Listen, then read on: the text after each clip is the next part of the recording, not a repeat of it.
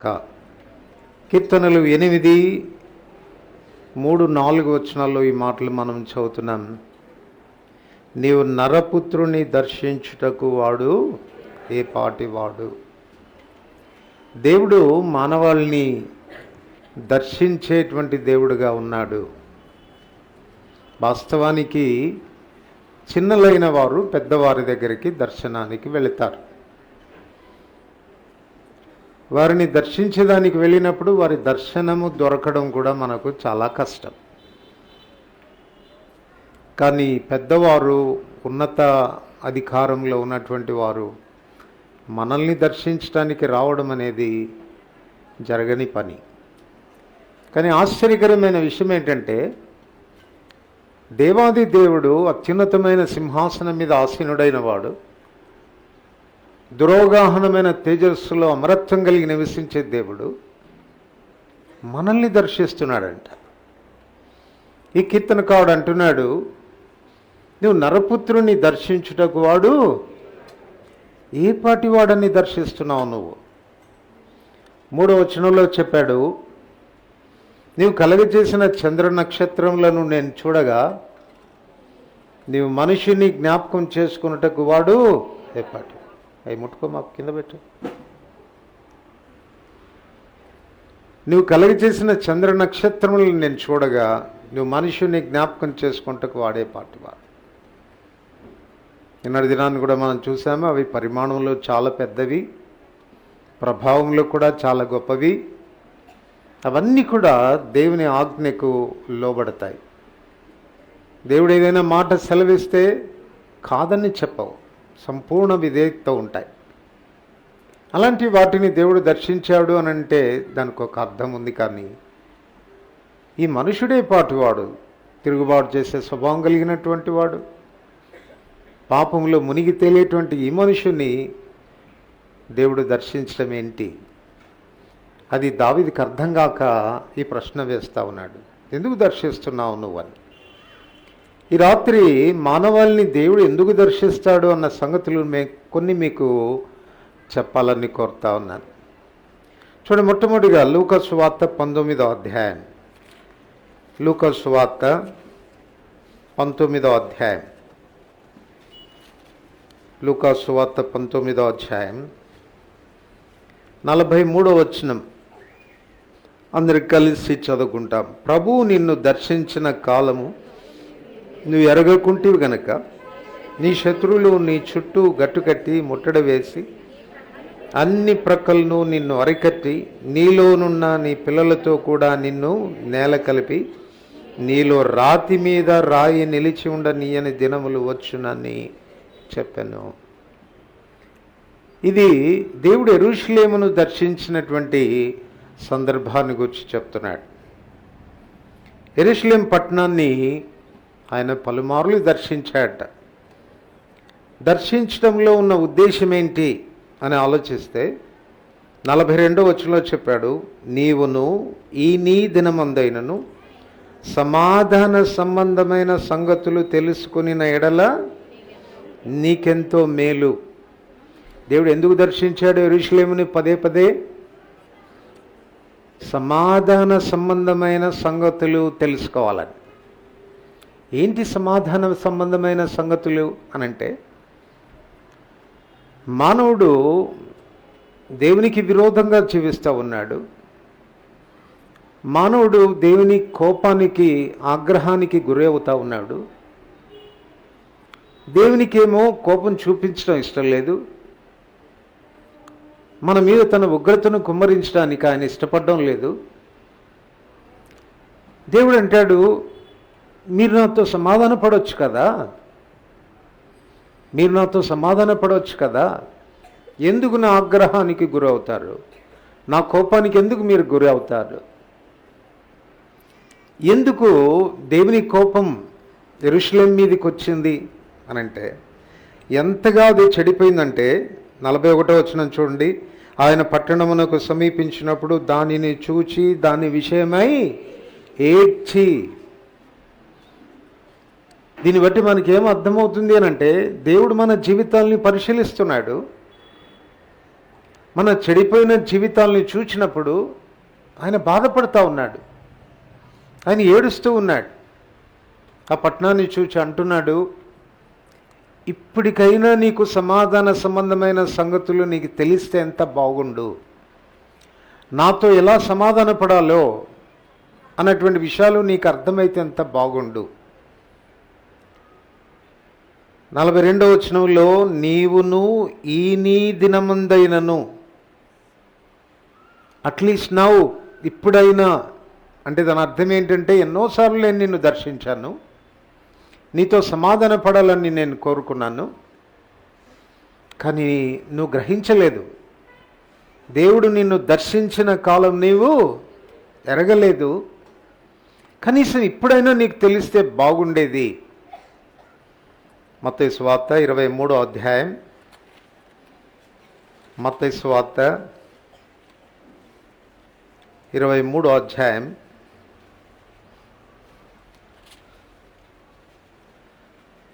37వ వచనం. యెరూషలేమా, యెరూషలేమా, ప్రవక్తలను చంపుచును, నీ యొద్దకు పంపబడిన వారిని రాళ్లతో కొట్టుచును ఉండుదానా? కోడి తన పిల్లలను రెక్కల క్రిందికి ఎలాగో చేర్చుకున్నో అలాగే నేను నీ పిల్లలను ఎన్నో మారులు చేర్చుకొనవలనని ఉంటిని, కానీ మీరు ఒల్లకపోతిరి. అమార గమనించండి, ఎన్నో మారులు. సో దేవుడు ఒక మనిషిని పదే పదే దర్శిస్తూ ఉంటాడు, పదే పదే దర్శిస్తూ ఉంటాడు. కారణం ఏంటంటే నీ విషయంలో ఆయనకున్నటువంటి కన్సర్న్. ఎందుకు యెరూషలేం విషయంలో ఆయన పదే పదే దర్శించి దాన్ని తన చెంతకు చేర్చుకోవాలని, కోడి తన పిల్లల్ని తన రెక్కల క్రిందికి చేర్చుకున్నట్లుగా చేర్చుకోవాలని ఎందుకు ఆశపడుతూ వచ్చినాడంటే, యెరూషలేముగా ఉండలేదు. మత్తయి సువార్త 21వ అధ్యాయం కానివ్వండి, యోహాను సువార్త 2వ అధ్యాయంలో కానివ్వండి, ఈ యెరూషలేముని గురించి కొన్ని సంగతులు చెప్పబడ్డాయి. యెరూషలేము దేవుని ఆలయం. యెరూషలేముని గురించి ప్రభు మాట్లాడుతూ ఏమంటాడంటే, ఇది నా తండ్రి ఇల్లు. యెరూషలేముని గురించి తాను చెప్తూ అంటున్నాడు, నా మందిరము సమస్త జనులకు ప్రార్థనా మందిరం అనబడును. అలా ఉండాల్సినటువంటి యెరూషలేము ఇప్పుడు పాడైపోయింది. దాన్నంట దొంగల గుహగా చేశారంట, వ్యాపారపు టిల్లుగా చేశారట. అలాగే పూర్తిగా దాన్ని పాడైపోయింది. అంతేకాదు ప్రభు తరచుగా తన దాసులైనటువంటి వారిని పంపి, నీ పరిస్థితి బాగలేదు అని హెచ్చరిక చేస్తే, ప్రవక్తల్ని పంపిస్తే వాళ్ళని కొట్టారు, వారిని చివరకు చంపారు కూడా. ప్రవక్తలను చంపుచూ ఉండుదానా అని యెరూషలేముని గురించి మాట్లాడుతున్నాడు. మానవుడు యెరూషలేముని విషయానికి వస్తే, ఇప్పుడు మన వ్యక్తిగతమైన జీవితాలకి మనం తీసుకుంటే, మనము కూడా దేవుని ఆలయంగా ఉండాల్సినటువంటి వారు. దేవుని వాక్యంలో మనం చదువుతాం కదా, మీరు దేవుని ఆలయమై ఉన్నారని, దేవుని ఆత్మ మీలో నివసించున్నాడని మీరు ఎరగరా? మీరు మీ సొత్తు కారు విలువబెట్టి కొనబడిన వారు అని మన దేహాన్ని గురించి ప్రభువు మాట్లాడతాడు. కానీ మానవుడు, దేవుని ఆలయంగా ఉండాల్సినటువంటి మానవుడు తన హృదయాన్ని పాడు చేసుకున్నాడు, అపవిత్రపరుచుకున్నాడు. అందువలన దాన్ని చూచినప్పుడల్లా ఆయనకు చాలా బాధ కలుగుతూ ఉంది. కొలస్సీలకు రాసిన పత్రిక 1వ అధ్యాయం, కొలస్సీలకు రాసిన పత్రిక 1వ అధ్యాయం 21వ వచనం అందరికి కలిసి చదువుతాం. మరియు గత కాలమందు దేవునికి దూరస్తులను మీ దుష్క్రియల వలన మీ మనసులో విరోధ భావం గలవారై ఉండిన మిమ్మును కూడా, చదవండి, తన సన్నిధిని పరిశుద్ధులుగాను నిర్దోషులుగాను నిరపరాధులుగాను నిలబెట్టుటకు ఆయన మాంసయుక్తమైన దేహమందు మరణం వలన ఇప్పుడు మిమ్మును ఆయన మనతో సమాధానపరచుకోవాలని కోరాడు. మన దుర్నీతిని బట్టి అట దేవునికి మనం విరోధమైన భావం కలిగిన వారు. అంటే ఇంకో భావంలో చెప్పాలంటే దేవునికి శత్రువులం అయిపోయినాం, దేవునికి శత్రువులం అయిపోయినాం. సర్వసాధారణంగా మనం ఎవరితో శత్రుత్వం పెంచుకుంటాం? మనకంటే బలవంతులతోనా, మనకంటే బలహీనతలో? మనకంటే బలవంతులతోనా, మనకంటే బలహీనులతోనా? బలవంతులతో పెట్టుకుంటే కష్టం కదా. కొరింథీయులకు రాసిన పత్రిక 1 కొరింథీ 10వ అధ్యాయంలో ప్రభువుని గురించి ఏమని రాయబడిందంటే, ప్రభువునకు రోషం పుట్టించదమా, ఆయన కంటే మనము బలవంతులమా? ఎవరు బలవంతులు? దేవుడు బలవంతుడు. ఇప్పుడు ఎవరితో పెట్టుకున్నాం మనం? దేవునితో వైరం పెట్టుకున్నామంట. సర్వసాధారణంగా ఒకవేళ బలవంతుడితో బలహీనుడు వైరం పెట్టుకున్నాడు, ఎవరి దగ్గరకు వచ్చి సమాధాన పడాలా? ఎవరి దగ్గరికి వచ్చి సమాధాన పడాలా? బలహీనుడు పోయి బలవంతుని దగ్గర సమాధాన పడాలా, లేకపోతే 4 దంతాడు కదా. ఎక్కడన్నా దొరికాడంటే అయిపోద్ది నా పని. కనుక బలహీనుడు వెళ్ళి బలవంతుని దగ్గర సమాధాన పడాలి. కానీ దేవుడేమనుకుంటున్నాడంట చెప్పండి? నేనే వెళ్తాను. అరే నాతో సమాధాన పడండిరా, నాతో సమాధాన పడండిరా. యెరూషలేమా, సమాధాన సంబంధమైన సంగతులు నీకు తెలిస్తే ఎంత బాగుండును.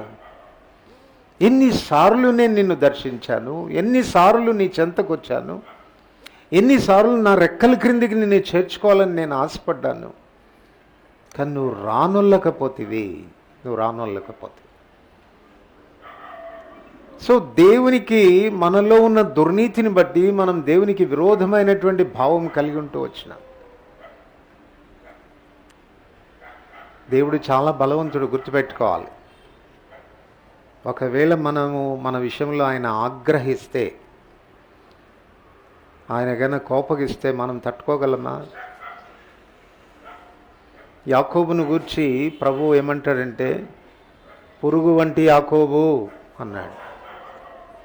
మనం అంటే ఆయన దృష్టికి ఎట్లా ఉన్నామంట? పురుగులు. మీరు ఎప్పుడైనా పురుగులు చంపారా? చంపలేదా? వామ్మో, అంత అడ్డంగా ఒప్పుతున్నారు తలకాయలు. ఎన్నిసార్లు చంపి ఉంటామో మనం పురుగులు కదా. ఇట్లాంటి మీటింగ్లో కూర్చొని కూడా చంపి ఉంటాం కదా. పాపం దాని దారిని అది పక్కన పోతూ ఉంటుంది. అట్లా అనేసి మళ్ళీ వాక్యం వింటూ ఉంటాం. అంటే ఏమి చేయనట్టు, ఒక ప్రాణం తీసేసి కదా. అంటే పురుగును చంపినప్పుడు మనం ఏం లెక్క చేయం, దాని గురించి ఏం పట్టించుకో. దేవుడు ఒకవేళ మనల్ని చంపాలనుకుంటే అట్లా కూడా అనాల్సిన అవసరం లేదంట. కీర్తన గ్రంథంలో 90వ కీర్తనలో ఏం రాస్తాడంటే, నరులారా తిరిగి రండి అంటే పోతామంట మనం. అర్థమైందా? కోపం వచ్చేసి ఇంకెందుకు లేరా రారా అన్నాడు అనుకో, వెళ్ళిపోవటమే.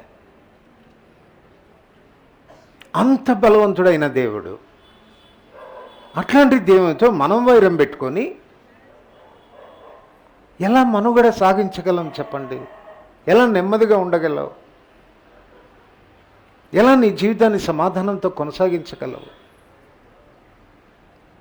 పోనీ ఆ బలవంతుడైన దేవునికి మనం శత్రువులమైన తర్వాత ఆయనను శాంతిపరిచేదానికి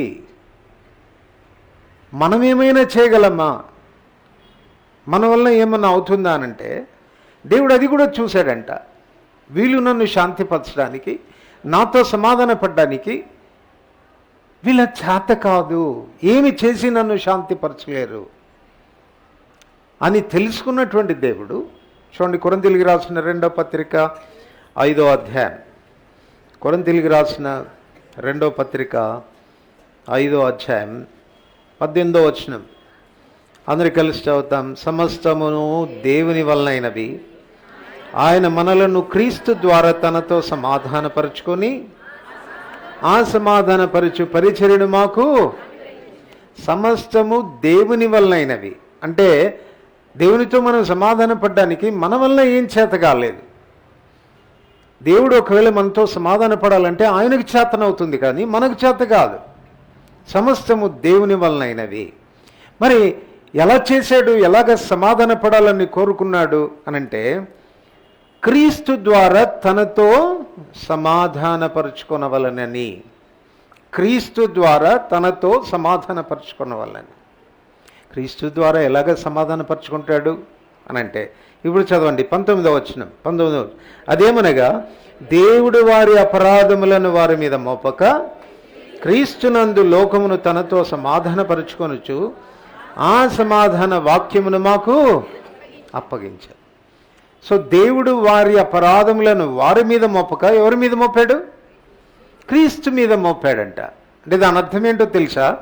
ఇప్పటికే మనం చేసినటువంటి పాపాలని బట్టి, పొరపాట్లను బట్టి దేవునికి కోపాన్ని పుట్టించాము, దేవునికి శత్రువులమైపోయాము. ఇప్పుడు దేవుని యొక్క ఆగ్రహం చల్లారాలి అని అంటే ఆయన శిక్షించక తప్పదు.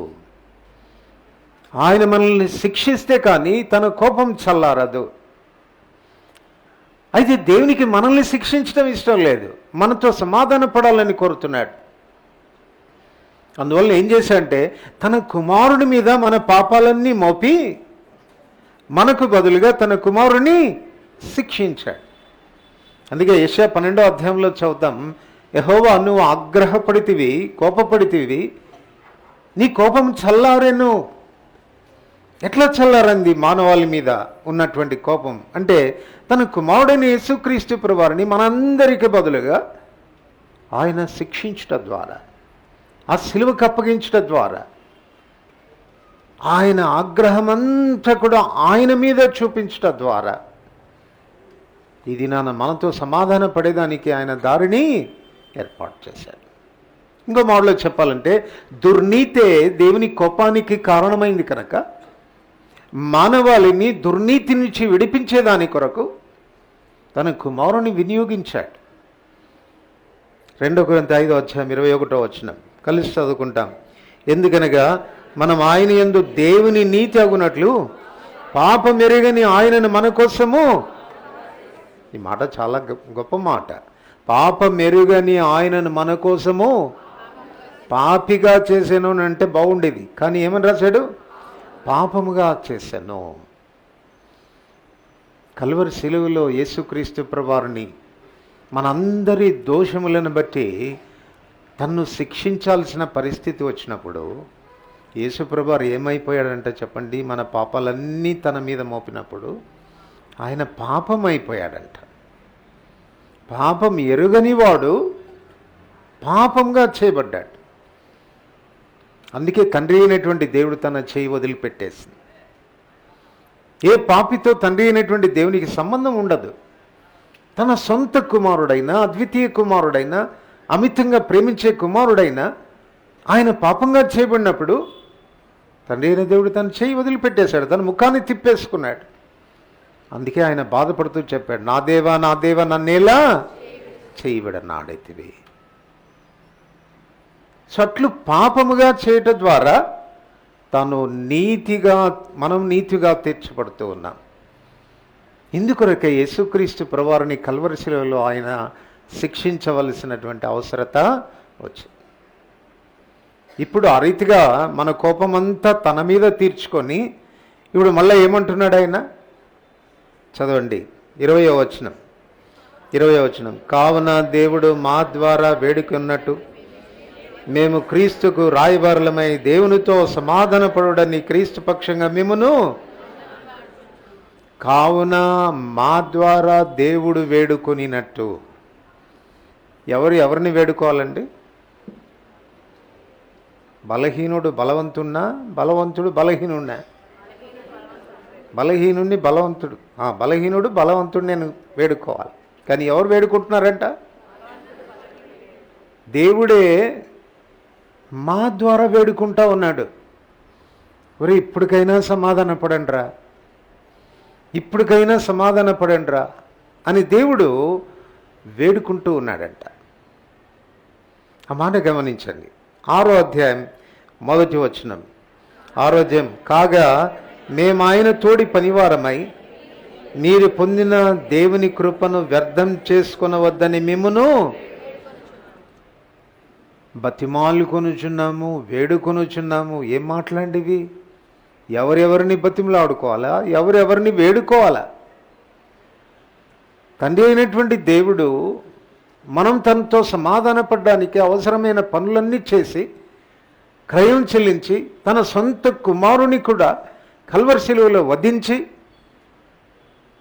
ఆ రీతిగా మనం నీతిగా తీర్చబడేదానికి ఏర్పాటు చేసిన తర్వాత ఇప్పుడు అంటున్నాడంట, ఇంకా ఎందుకు మీరు నాతో వైరంగా ఉంటారు, రండి నాతో సమాధాన పడండి అని వేడుకుంటున్నాడు. ఆ దినాన యెరూషలేమును ఇదే ఉద్దేశంతో పలుమార్లు దర్శించాడు. యెరూషలేమా, ఎందుకు ఈ రీతిగా ఉంటావు, ఎందుకు నీ జీవితాన్ని పాడు చేసుకున్నావు, నా ఆలయంగా ఉండాల్సిన వాడివి కదా, నా ప్రార్థన మందిరంగా ఉండాల్సిన దానివి కదా, నా సొంత ఇల్లులాగా ఉండాల్సిన దానివి కదా,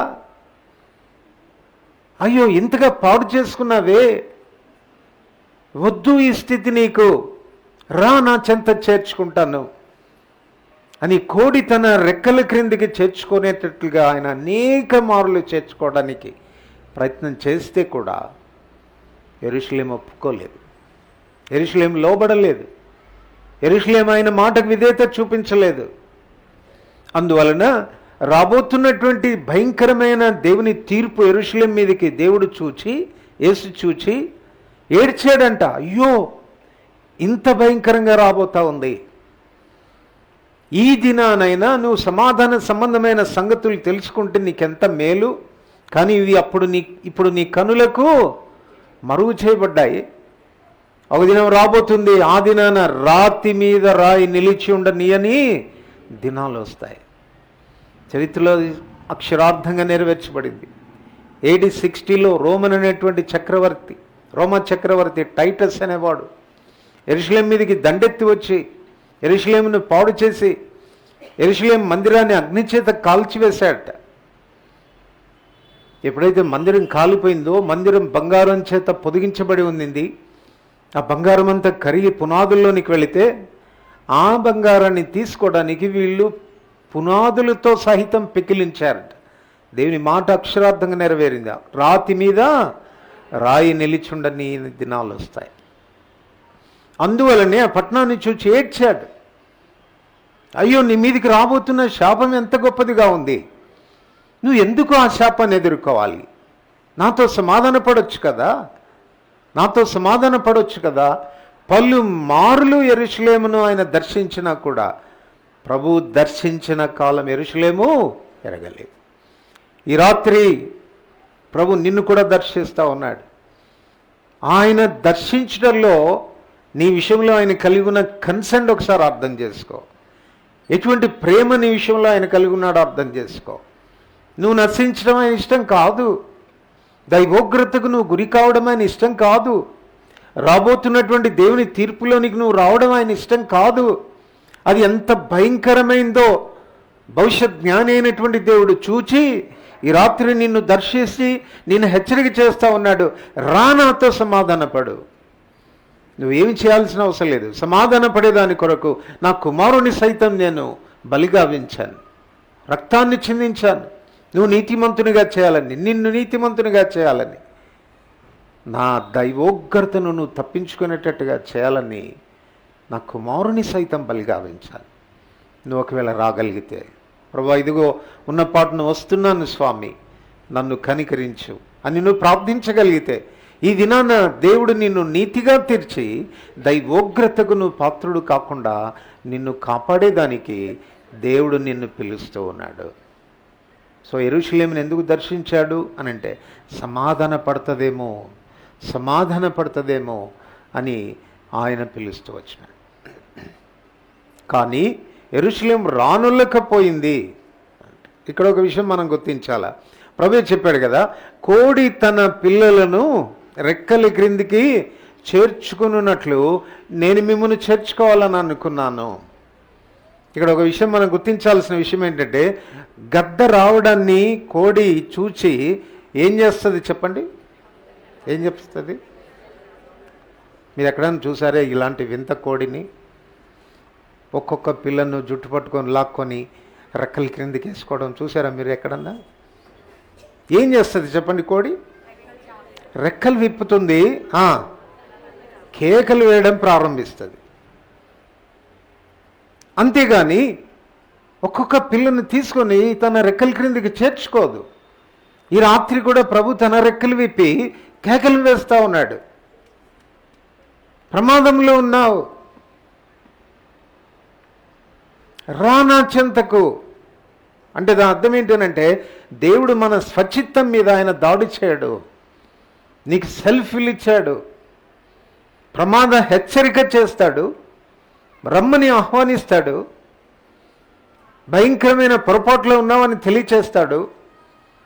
కారణం ఏంటంటే రాబోతున్న భయంకరమైన దేవుని తీర్పు ఎంత గొప్పదో ఆయనకు తెలుసు గనక దాని క్రిందికి నువ్వు రాకూడదని ఈ రాత్రి నిన్ను పిలుస్తూ ఉన్నాడు. నీ ప్రాణం మీద నీకు ఆశ ఉండాలి, పరిగెత్తుకొని రావాలి, ఆయన రెక్కల క్రిందికి ఆశ్రయాన్ని పొందాలి. అలాగైతే నువ్వు రక్షించబడతావు. కానీ ఎవరిని బలవంత పెట్టే దేవుడు కాదు. మరొక విషయం ఏంటనంటే ఇక్కడ మనం గమనిస్తున్నాం, ఇప్పుడైనా నీకు ఈ సమాధాన సంబంధమైన సంగతులు తెలిసి ఎంత బాగుండును, అవి ఇప్పుడు నీ కనులకు మరుగు చేయబడ్డాయి. అంటే ఇంతకు మునుపు ఎన్నోసార్లు నేను నిన్ను పిలిచాను, ఎన్నోసార్లు నేను నిన్ను దర్శించినాను, నా దర్శన కాలం నువ్వు ఎరగలేదు. So there is a point, ఒక పాయింట్లోకి వచ్చిన తర్వాత దేవుడు వదిలిపెట్టేస్తాడు. అనంటే ఆ పిలుపు యొక్క ఆహ్వానం అంతటితో ముగించబడుతుంది.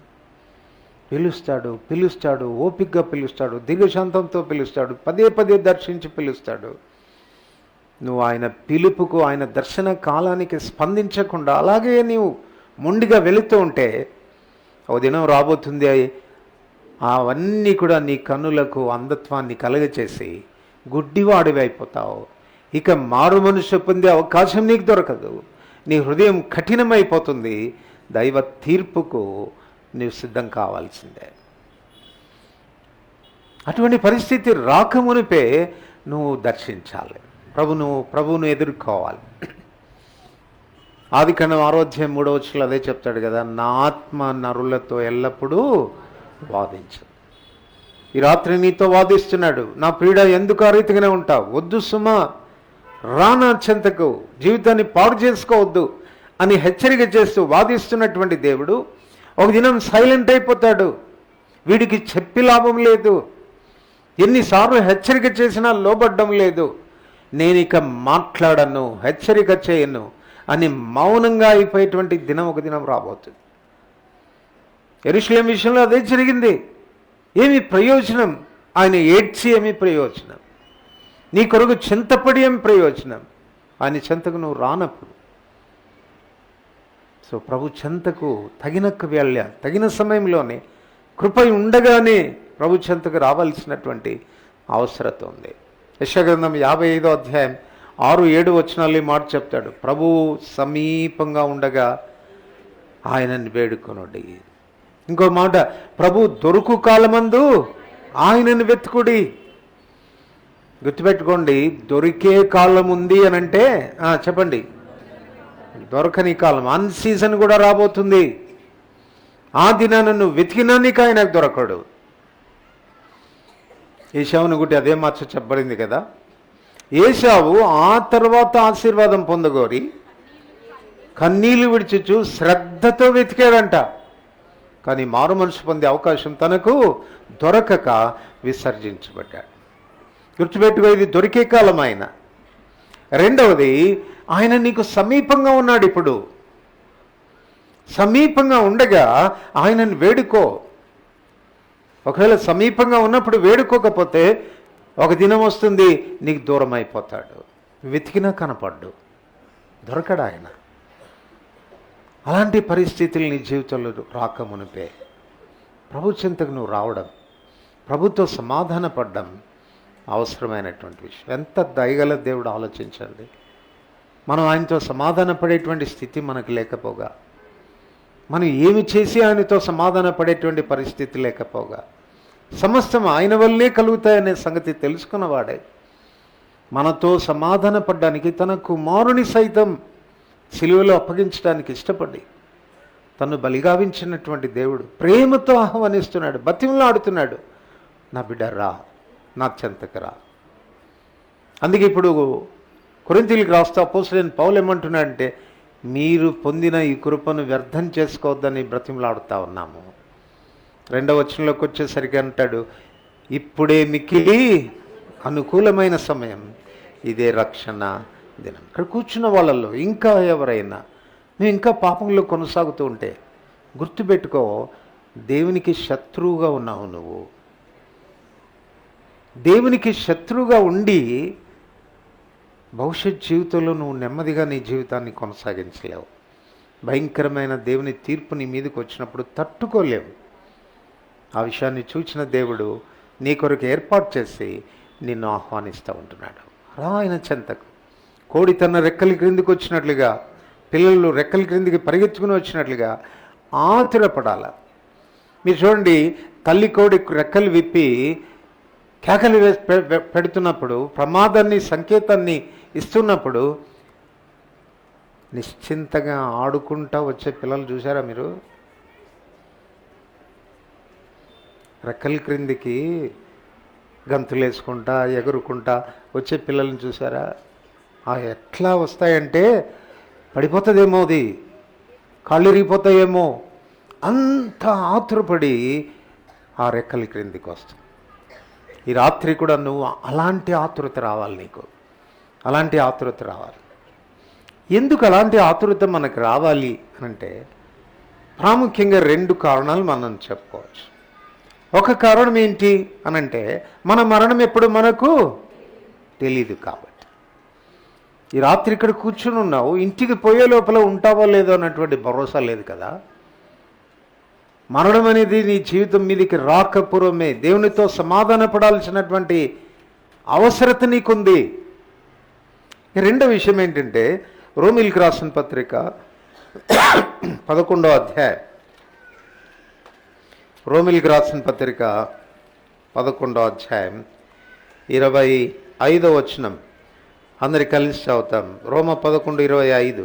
సహోదరులారా, మీ దృష్టికి మీరే బుద్ధిమంతులని అనుకొనకుండునట్లు ఈ మర్మం మీరు తెలుసుకొన కోరుచున్నాను. అదేమనగా, అన్యజనుల ప్రవేశం సంపూర్ణమగు వరకు ఇశ్రాయేలునకు కఠిన మనసు కొంత మట్టుకు కలిగెను.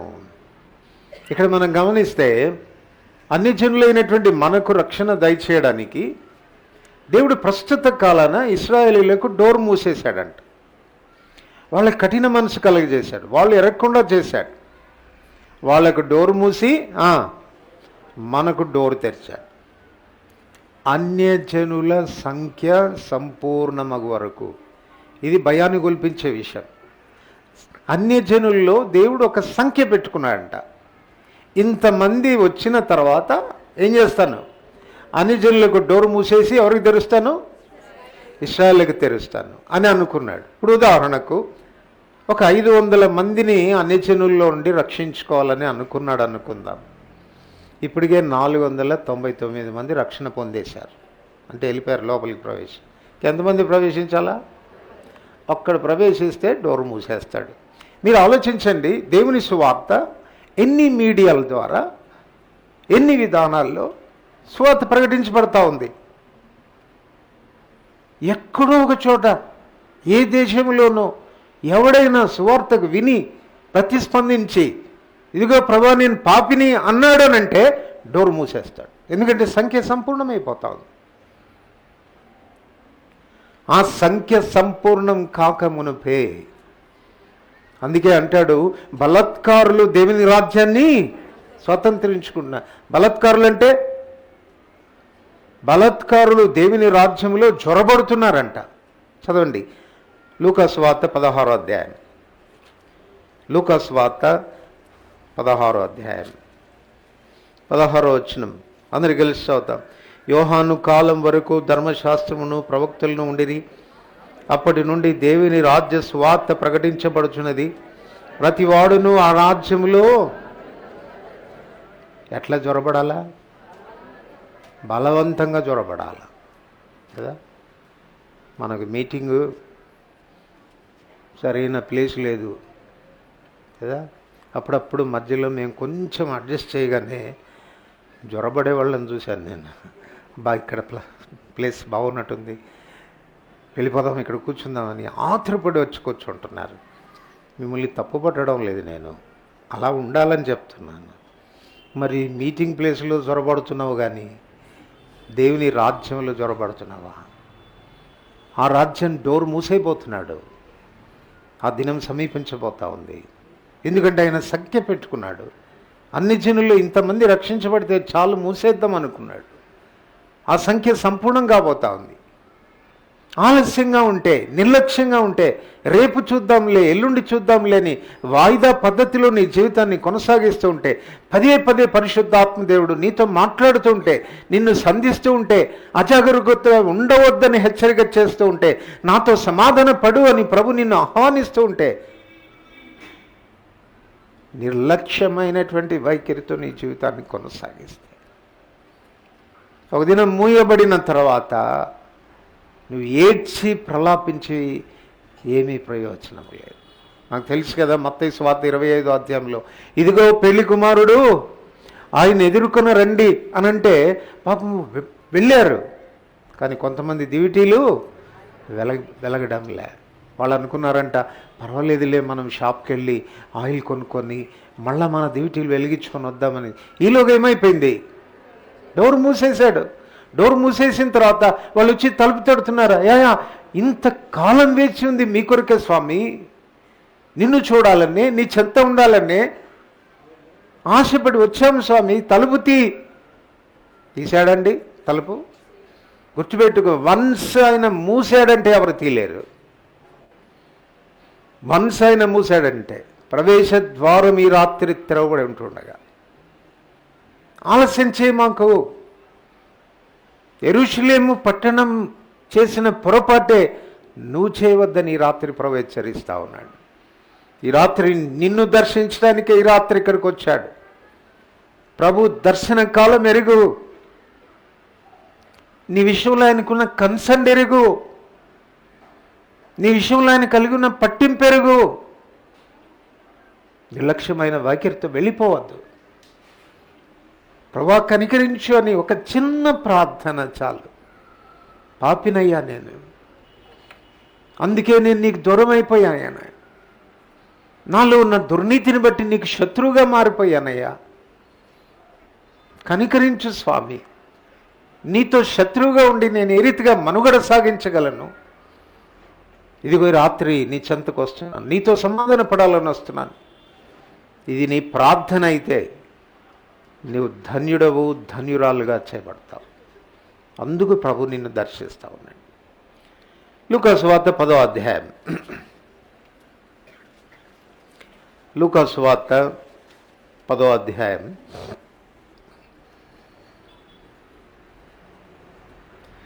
లూకా సువార్త 10వ అధ్యాయం 33వ వచనం అందరికి కలిసి చదువుకుంటాం. 33వ వచనం. అయితే ఒక సమరయుడు ప్రయాణమై పోచు అతడు పడి ఉన్న చోటికి వచ్చి. ఇక్కడ ఎవరు దర్శిస్తున్నారు? ఎవరు దర్శిస్తూ ఉన్నారు? మార్గంలో దొంగల చేతిలో చిక్కి కొట్టబడి దోచుకొనబడి కొర ప్రాణంతో పడి ఉన్నటువంటి ఈ వ్యక్తిని సమరయుడు దర్శిస్తూ ఉన్నాడు. దీన్ని ఏమని చెప్పుకోవచ్చు అనంటే, ఈ వ్యక్తి పాపి కాదు. ఈ వ్యక్తి ఎవరంటే యెరూషలేము నుండి యెరికో పట్టణానికి ప్రయాణమైపోచున్నవాడు. మళ్ళా యెరూషలేము అంటే దేవుని ఇల్లు, దేవుని ఇంట్లో ఉండాల్సినటువంటి వాడు. యెరికో పట్టణానికి ఎందుకు పోతున్నాడు? ఎందుకు ప్రయాణమైపోతున్నాడు? పైగా చాలా ఆస్తితో పోతున్నాడు. ఆ దినాల్లో యెరికో పట్టణం అనేది వ్యాపారానికి నిలయమైనటువంటి పట్టణం. బహుశా ఏం చేయాలనుకున్నాడు? వ్యాపారం చేసి బాగా సంపాదిద్దాం అనుకున్నాడేమో. అనుకుని ప్రయాణమైపోతున్నాడు. దొంగల చేతిలో చిక్కాడు, ఉన్నది పోగొట్టుకున్నాడు. చివరికి బట్టలు కూడా దోచుకున్నారు, కొట్టారు, కొర ప్రాణంతో విడిచిపెట్టిపోయారు. ఇది ఆత్మీయంగా వెనుక జారేటువంటి వ్యక్తుల జీవితాల్లో కలిగేటువంటి నష్టాలు అని చెప్పాలి. నువ్వు మంచి విశ్వాసవే, ఒకప్పుడు మంచి విశ్వాసవే, దేవుని ఇంటిలో ఉన్నవాడే, దేవుని ఆరాధించేటువంటి ఆరాధికుడివే. ఆత్మీయంగా నీ జీవితాన్ని ఒకప్పుడు కొనసాగించినటువంటి వాడవే బహుశా ఈ లోక జీవన సంబంధమైన వ్యాపారాల్లో చిక్కుకున్నావేమో. గుర్తుపెట్టుకోండి, సాతానుడు వాడు వ్యాపారస్తుడు. వ్యాపారస్తుని యొక్క ముఖ్య ధ్యేయం ఏంటి చెప్పండి? లాభార్జన. మనం కానీ షాపుకు పోగానే వాడు అంటాడు, సార్ మీ కొరకే సార్ ఇది, మీరు ఎప్పుడు వస్తారు కదా సార్ మా షాప్ కండి, మనం ఎప్పుడు పోయింది ఉండదు, మనం ఎప్పుడు పోతామంటాం వాడి షాప్కి, మా షాప్కి ఎప్పుడు వస్తారు కదా సార్, మీకు ఎట్లా చెప్తాను సార్ ఇది, ఆ రేట్ ఎట్లా చెప్తాను సార్ అని అంటాడు. కానీ మనమేమి తబ్బి ఉబ్బిపోయి దాన్ని కొనేసి నాకంటే నన్ను బట్టి నాకు ఈ రేటుకి ఇచ్చాడని నువ్వు సంబరపడుతుంటే వాడు తర్వాత వెనకాల నవ్వుకుంటాడు. అయిపోయింది వీడి సంగతి అన్ని. వ్యాపారస్తుని యొక్క ముఖ్య ధ్యేయం ఏంటంటే లాభార్జన. గుర్తుపెట్టుకో, సాతానుతో గన నువ్వు వ్యాపారం చేయడం ప్రారంభించావనంటే లాభం వస్తుందని ఎన్నడూ ఊహించు మాకు. వాడు ఆదాముతో వ్యాపారం చేశాడు కదా, ఏమిచ్చాడు ఏం లాక్కున్నాడు, ఏమిచ్చాడు ఏం లాక్కున్నాడు, ఒక్క పండిచ్చాడు, మొత్తం లోకరాజ్యాలన్నీ లాగేసుకున్నాడు. ఇక్కడ పండించి లోకరాజ్యాలని లాగేసుకొని మళ్ళీ యేసుప్రభు దగ్గరికి పోయి అంటాడు, నువ్వు ఒకసారి నాకు నమస్కారం చేస్తే ఈ లోకరాజ్యం. మళ్ళీ అక్కడ వ్యాపారం మొదలెట్టాడు. ఎక్కడ? యాజ్ ఇఫ్ ఏదో వీడిదన్నట్టు, ఈ లోకరాజ్యాలన్నీ నీకు ఇస్తాయి. ఎక్కడి నుంచి వచ్చినాయిరా నీకు అంటే, నేను ఆదాము హవ్వలతో వ్యాపారం చేసి సంపాదించుకున్నాను. గుర్తుపెట్టుకోవాడు వ్యాపారస్తుడు. ఈ లోక సంబంధమైన వ్యాపారాల్లో చిక్కుపడితే ఆత్మీయంగా మనం నష్టపోయేది అనేది నిశ్చయంగా జరుగుతుంది. ఎటువంటి స్థితిలోనికి వాడు తీసుకుపోతాడంటే బట్టలు కూడా దోచుకుంటాడంట చివరికి. వాడు ఎంత కర్కశుడో ఆలోచించాడు. ఏం దోచుకున్నాడు? బట్టలు కూడా దోచుకున్నాడు. కొర ప్రాణంతో విడిచిపోయాడు. ప్రభుకు స్తోత్రం. వానికి మనల్ని చంపే అధికారం మాత్రం లేదు. వాడికి మనల్ని చంపే అధికారం మాత్రం లేదు. మన ప్రాణం మీద వాడేమీ చేయలేడు. చివరికి చచ్చినంత పని అయితే చేయగలడు. కొర ప్రాణంతో పడి ఉన్నాడు. ఇప్పుడు ఎవరు వస్తున్నారు వాడి దగ్గరికి? ఈ సమరీయుడు వచ్చాడు. సమరీయుడు రావడం మాత్రమే కాదు, సమరీయుడు చూచి వాని మీద జాలిపడ్డాడు. జాలిపడ్డం మాత్రమే కాదు, వాణ్ణి పరామర్శించాడు. జాలిపడుట అనే మాటకు ఇంగ్లీష్లో కంపాషన్ అనే మాట వాడబడింది. మీరు డిక్షనరీలో చూడండి, ఇంగ్లీష్ డిక్షనరీలోనే కంపాషన్ అనేటువంటి మాటకి అర్థం ఏముంటుందంటే సఫరింగ్ విత్ అనదర్ అని ఉంటుంది. Suffering with another. కొన్నిసార్లు మనం ఎవడన్నా యాక్సిడెంట్ అయ్యి కాళ్ళు చేతులు ఇరిగి వాడు రోడ్డు మీద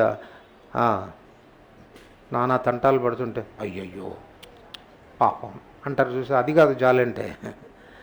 అర్థమైందా? మాటలతో చెప్పేది కాదు జాలంటే. ఇప్పుడు వాడిని పరామర్శించాలా. ఇప్పుడు ఈయనేం చేశాడు చెప్పండి?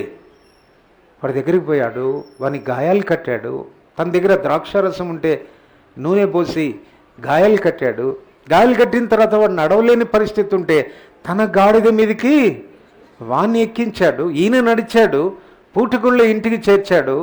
అక్కడ డబ్బు పే చేశాడు. మళ్ళీ ఏమంటున్నాడు చెప్పండి? ఇంకేమైనా ఖర్చు చేస్తే మళ్ళా వచ్చి.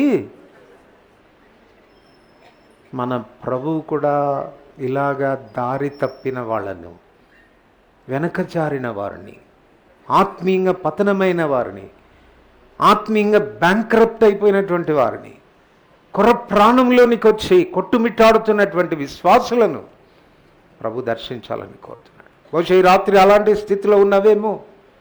పైకి బాగానే కనపడుతున్నావు, కానీ నీ ఆత్మీయమైనటువంటి జీవితం ఏ రీతిగా ఉంది? ఏ స్థితిలోనికి వెళ్ళిపోయావు? దేవుని యొక్క సమృద్ధి అయిన జీవాన్ని అనుభవించగలుగుతున్నావా? యోహాను సువార్త 10వ అధ్యాయంలో రాస్తాడు కదా, గొర్రెలకు జీవం కలుగుటకు, అది సమృద్ధిగా కలుగుటకు నేను వచ్చాను. జీవం అనేది లైఫ్ను గురించి మాట్లాడుతుంది.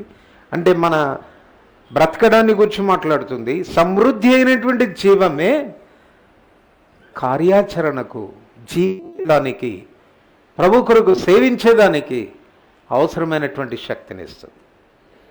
కేవలం ఏదో బ్రతికున్నానని చెప్పుకుంటే లాభం లేదు. సార్దీ సంఘాన్ని గురించి రాస్తే ఏమన్నాడు? నీవు జీవించుచున్నావన్నా పేరు మాత్రమున్నది కానీ నువ్వు మృతుడివే. ఇది నాన్న చాలామంది విశ్వాసాల జీవితాలు ఆ రీతిగా ఉన్నాయి. ఆత్మీయంగా పడిపోయారు, పతనమైపోయారు, జీవన సంబంధమైన వ్యాపారంలో చిక్కుకున్నారు, దేవుడిచ్చిన ఐశ్వర్యాన్ని పోగొట్టుకున్నారు, దేవుడిచ్చిన ఆనందాన్ని, ఉల్లాస వస్త్రాన్ని పోగొట్టుకున్నారు. కేవలం ప్రాణం ఉంది, కొర ప్రాణం ఉంది, బ్రతుకుతున్నారు, కానీ దయనీయమైనటువంటి స్థితి. అలాంటి వ్యక్తిని ఆదినాన ఆ సమరయుడు దర్శించి ఉండకపోతే, ఆ వ్యక్తి మీద జాలిపడి ఉండకపోతే, తన విషయంలో పరామర్శ చేసి ఉండకపోతే, ఆ త్యాగం చేసి ఉండకపోతే ఆ వ్యక్తి కోలుకుని ఉండేవాడా? ఇప్పుడు మరలా ఆ వ్యక్తి రికవర్ అవ్వడానికి అవసరమైనవన్నీ కూడా ఈ సమరయుడు చేయడం జరిగింది. ఈ రాత్రి ప్రభు నిన్ను దర్శిస్తూ ఉన్నాడు. బహుశా ఆత్మీయంగా వెనకచారిపోయావేమో, పోగొట్టుకున్నావేమో, దరిద్రతలోనికి వచ్చావేమో, దేవుడిచ్చిన ఉల్లాస వస్త్రాన్ని పోగొట్టుకున్నావేమో, కురప్రాణంతో మినుకు అంటున్నావేమో. ప్రభు నిన్ను కూడా దర్శిస్తూ ఉన్నాడు. ఈ మంచి సమరయుడు నిన్ను కూడా దర్శిస్తూ ఉన్నాడు. నిన్ను పరామర్శించాలని, నీ గాయం కట్టాలని, నిన్ను పూటకవుల ఇంట్లో చేర్చాలని, అక్కడ నువ్వు పోషించబడాలని కోరుతూ నిన్ను రెస్టోర్ చేయడానికి ఆయన నిన్ను దర్శిస్తున్నాడు అని చెప్పాలి. అలాంటి వారు ఎవరైనా ఉంటే ఆ ప్రభు పిలుపుకు స్పందించు. ఆయన నిన్ను పరామర్శించేదానికి, నిన్ను ట్రీట్ చేయడానికి, ఆయన చెప్పినట్టుగా నువ్వు చేయడానికి నీ జీవితంలో పరుచుకో. ఆయన ఎంత ప్రేమగలవాడు. నీ గాయాలు కడతాడు, నిన్ను మోసుకొని వెళుతాడు, పూటకుళ్ళ ఇంట్లో నిన్ను చేరుస్తాడు, సరైనటువంటి పోషణ నీకు అందేటట్టు చూస్తాడు. కోల్పోయిన బలం, కోల్పోయిన జీవం, కోల్పోయిన ఆస్తి, ఐశ్వర్యాన్ని తిరిగి సమకూర్చేదానికి ఇష్టపడేటువంటి దేవుడు కనుక ఇందుకొరకు ప్రభు మనల్ని దర్శిస్తున్నాడు. మొదట యెరూషలేమును ఎందుకు దర్శించాడు? తనతో సమాధానపరుచుకోవాలని. యెరూషలేము ప్రమాదంలో ఉన్నదని చూసిన దేవుడు దర్శించాడు యెరూషలేమును. ఈ ప్రయాణస్తుని ఎందుకు దర్శించాడు అనంటే తిరిగి రెస్టోర్ చేయడానికి, తిరిగి సమకూర్చడానికి, తిరిగి తన ఇంటిలోనికి చేర్చుకోవడానికి, మరలా ఉజ్జీవింపబడ్డానికి ప్రభు ఆ వ్యక్తిని దర్శించాడు. ఇంకో మాట చెప్పి నేను ముగిస్తాను. చూడండి, పరమగీతంలో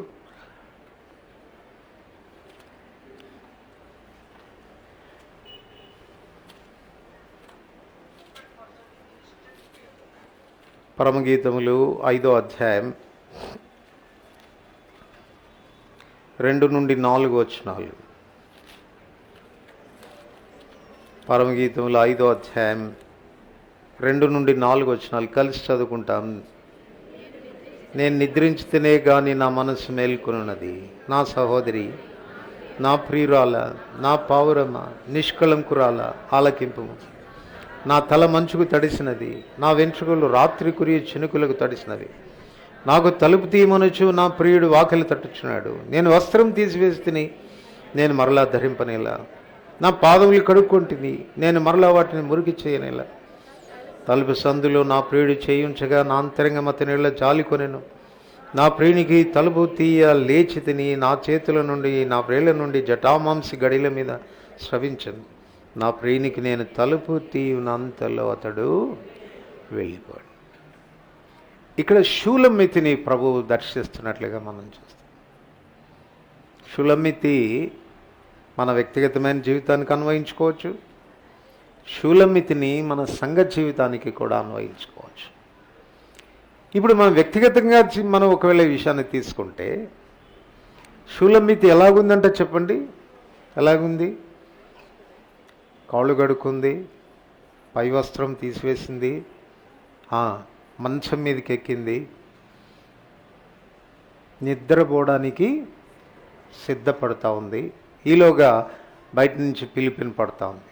ఎవరు పిలుస్తున్నారు? తన ప్రియుడు పిలుస్తూ ఉన్నాడు. అమ్మా, రాత్రి పడుతున్న చినుకులకు నా తల చచ్చిపోయింది, చలివేస్తూ ఉంది, ఇబ్బందుల్లో ఉన్నాను, దయచేసి తలుపు తీ అని అంటే పడక మీద పరుండి ఏమని చెప్తుంది చెప్పండి? నేను వస్త్రం తీసివేస్తే మళ్ళా ధరింపనేలా, నేను కాళ్ళు కడుక్కున్నాను కదా, మళ్ళా దాన్ని ఎందుకు మురికి చేసుకోవాలా అని డిలే చేస్తూ ఉందంట, ఆలస్యం చేస్తాం. దీన్ని మనం ఏమని చెప్పుకోవచ్చు అనంటే నిశ్చింత, నిర్విచారమైనటువంటి స్థితి. నిశ్చింతతో, నిర్విచారమైన స్థితితో తాను ఉంది. ప్రభువును సేవించాల్సిన షూలమ్మితి, ప్రభువుకు సేవ చేయాల్సినటువంటి షూలమ్మితి ఇంటిలో సుఖానికి అలవాటు పడుతూ ఉంది. తన ఒళ్ళు కష్టపడడానికి ఏమాత్రం కూడా అనుమతించడం లేదు, నిర్విచారంగా ఉంది. ఆయన పిలిచి పిలిచి పిలిచి పిలిచి ఏం చేశాడంట? తలుపు సందులో ఆయన చేయి పెట్టాడంట. తలుపు సందులో చేయి పెట్టగానే అప్పుడు ఈమెకు మెలకువ వచ్చింది. మెలకువ అని అంటే ఏం చూసుంటుంది చెప్పండి?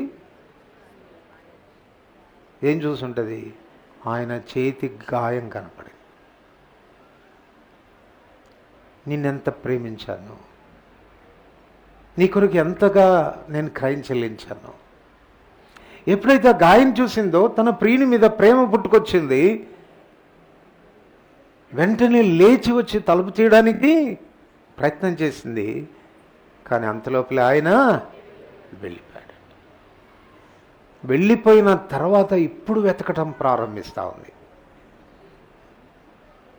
ఇప్పుడు వెతకడం ప్రారంభిస్తుంది. ఎక్కడ ఆయన కనపడడం లేదు. వాళ్ళని వీళ్ళని ఎంక్వైరీ చేస్తూ ఉంది.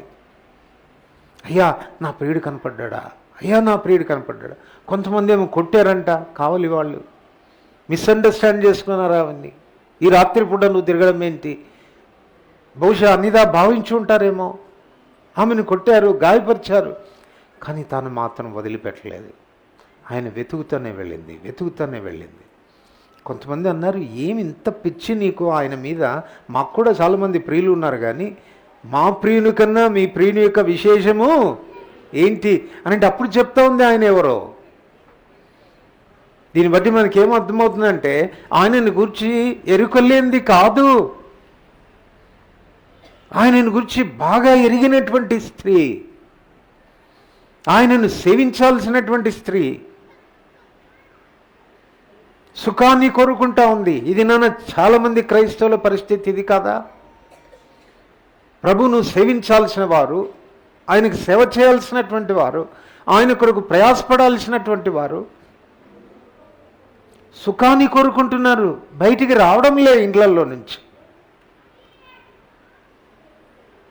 ఈ రాత్రి ప్రభు నిన్ను కూడా దర్శిస్తూ ఉన్నాడు. ఆత్మీయమైనటువంటి నిద్రావస్థలోనికి వెళ్ళిపోతున్నావు. తెస్సలోనికలకు రాసిన పత్రిక,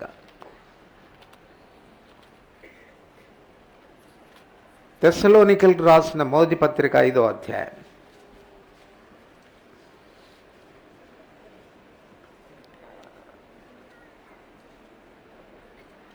6వ వచనం. కావున ఇతరుల వలె మనం నిద్రపోక మెలకువ ఉండి మత్తులం కాక ఉందాం. నిద్రపోవారు రాత్రివేళ నిద్రపోదురు, మత్తుగా ఉండేవారు రాత్రివేళ మత్తుగా ఉండరు. నువ్వు పడుకోవడానికి ఇది మా రాత్రి కాదే, నువ్వు పడుకోవడానికి ఇది రాత్రి కాదే. సుఖానికి అలవాటు పడి నిద్రావస్థలోనికి వెళ్ళిపోతున్నావు. కానీ నిద్రపోవలసిన వాళ్ళు ఎప్పుడు రాత్రి వేళ నిద్రపోతారు, పగలు కాదు. యోహాను సువార్త 9వ అధ్యాయం 5వ వచనంలో అంటాడు, పగలున్నంత వరకు మనం ప్రభు పని చేయుచుండాలి, రాత్రి వచ్చుచున్నది అప్పుడు ఎవడు కూడా పని చేయలేడు. ఆ రాత్రి అనంటే ఒక మామూలుగా చెప్పాలంటే మనం పని చేయడానికి అనుకూలత లేనటువంటి సమయం. ఒకవేళ నీకు ఇష్టం ఉండి చేయాలనుకున్నా కూడా పరిస్థితులు నీకు అనుకూలంగా ఉండవు. అది రాత్రి సమయం. ఇప్పుడు మనకు పగలు దేవుడిచ్చాడు, సమయం ఇచ్చాడు, ఆయన కొరకు సేవ చేసే సమయం ఇచ్చాడు, ఆయన కొరకు ప్రయాసపడేటువంటి సమయం ఇచ్చాడు. ఇప్పుడు నువ్వు నిద్రపోతేలాగా యెషయా గ్రంథం 32వ అధ్యాయం 9-10 వచనాల్లో ప్రభు చెప్తాడు కదా, సుఖాసక్తి గల కన్యకలారా, సుఖాసక్తి గల కన్యకలారా, చదవండి 32:9.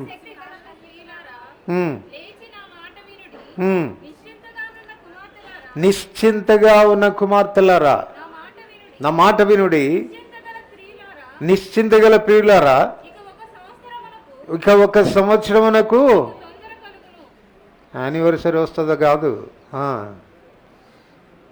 5th యానివర్సరీ ముగించాము, ఇంకొక సంవత్సరానికి 6th యానివర్సరీ వస్తుంది అనుకుంటున్నావేమో. ఇంకొక సంవత్సరానికి ఏమొస్తుందంట? తొందర కలుగుతుంది. కారణం ఏంటి అని అంటే నిశ్చింతగా ఉన్నావు ఇప్పుడు నువ్వు.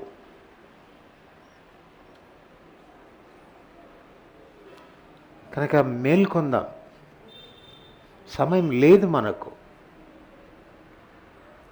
మొదటి 2 వచనాలు కలిసి చదువుదాం. సహోదరులారా, ఆ కాలములను గూర్చి, మొదటి తెస్సలోనికి 5వ అధ్యాయం మొదటి 2 వచనాలు. సహోదరులారా, ఆ కాలములను గూర్చి, ఆ సమయములను గూర్చి మీకు రాయనక్కర్లేదు. రాత్రి వేళ దొంగ ఎలాగో వచ్చునో అలాగే ప్రభు దినం వచ్చునని మీకు బాగా తెలియను. లోకులు నెమ్మదిగా ఉన్నది, భయమేమీ లేదు అని చెప్పుకొని చూడగా, గర్భిణీ స్త్రీకి ప్రసవవేదన వచ్చినట్లు వారికి ఆకస్మికంగా నాశనం తటస్థించును గనుక వారెంత మాత్రమును. 4వ వచనం. సహోదరులారా, ఆ దినం దొంగ వలె మీ మీదకి వచ్చుటకు మీరు చీకట్లో ఉన్నవారు కారు. లోకం మీదికి దేవుని యొక్క రాకడ ఆ రీతిగా రాబోతుంది. వాళ్ళకి అర్థం కావడంలే, పరిస్థితులు అర్థం కావడంలే. బాగా నెమ్మదిగా ఉంది, పరిస్థితులన్నీ బాగున్నాయి అని అనుకున్నప్పుడు గర్భిణీ స్త్రీకి అకస్మాత్తుగా నొప్పులు స్టార్ట్ అవుతాయి. అప్పటి వరకు బాగానే ఉంటారు. అకస్మాత్తుగా నొప్పులు ప్రారంభమైనట్టుగా ఆయన రాకడ ఉండబోతుంది. అందువలన లోకులు తప్పించుకోలేరు. కానీ మీ విషయం ఏంటి? మీరు అట్లా అకస్మాత్తుగా ఆయన రాకడ మీ మీదకి రావడానికి వీల్లేదే. కారణం ఏంటంటే మీరు వెలుగు సంబంధులు కదా, వెలుగులో ఉన్నారు కదా, మీరు చీకటి సంబంధులు కారు కదా. కాబట్టి మనం ఇతరుల వల్లే నిద్రపోక మెలకుగా ఉండాలి. ప్రభుని మనం సేవించాలి. మనకున్న సమయం చాలా కొద్దిగా ఉంది. అందుకే ఎఫెసీయులకు రాస్తూ పౌలు ఏమంటాడు? సమయము పోనీయక సద్వినియోగం చేసుకొనొచ్చు, అజ్ఞానుల వలె కాక జ్ఞానుల. సమయం పోనీక సద్వినియోగం చేసుకోవాలి అని అంటే మనం ఎట్లున్నామంట? ఎఫెసీ 5:14 చెప్తాడు, నిద్రించుచున్న నీవు మేల్కొని మృతుల్లో నుండి. నిద్రపోయినవాడికి చచ్చినోడికి ఏం తేడా ఉండదు. ఎందుకు? వాడు చూడలేడు, వీడు చూడలేడు. బహుశా కలలేమని వస్తాయేమో వీడికి. వాడు చూడలేడు, వీడు చూడలేడు. వాడు మాట్లాడలేడు, వీడు మాట్లాడలేడు. వాడు ఏ పని చేయలేడు, వీడు ఏ పని చేయలేడు. వ్యత్యాసం ఏం లేదు చచ్చిన వాడికి, నిద్రపోతున్న వాడికి. కానీ ఒకటి ఉంది వ్యత్యాసం. ఏంటి చెప్తారా? నిద్రపోతున్నోడిని తడితే మేల్కుంటాడు. బహుశా ఈ రాత్రి నిద్రపోతున్నావేమో, శూలమ్మితిలాగా పడకెక్కేసావేమో, వస్త్రం కూడా తీసేసేవేమో, కాళ్ళు కడుక్కొని సుఖంగా ఉందాం అనుకుంటున్నావేమో, ఒక కొనుకు కూడా తీసేసేవేమో. ఈ రాత్రి ప్రభు నిన్ను దర్శిస్తూ ఉన్నాడు, నిన్ను తడతా ఉన్నాడు. లే, ఇది నిద్రపోయే సమయం కాదు. పగలున్నంత వరకు మనం ప్రభు యొక్క పని చేయాలి. రాత్రి వస్తుంది, అప్పుడు ఎవడు కూడా పని చేయలేడు. Don't waste your time. నీ సమయాన్ని వృధాపరచుకోవద్దు. అట్లా వృధాపరచుకుంటున్నావంటే దేవుని దృష్టికి నువ్వు ఒక అజ్ఞానివిగా చెప్పబడుతుంది ఇక్కడ. అజ్ఞానుల వలె కాక జ్ఞానుల వలె నడుచుకోవాలి. ఇందు విషయం దేవుని చిత్తమేంటో తెలుసుకొని ఆ చిత్తం చేసేదానికి నువ్వు తాపత్రయపడాలా, ఆతురపడాలా. ఎందుకంటే సమయం ఎక్కువ లేదు మనకు.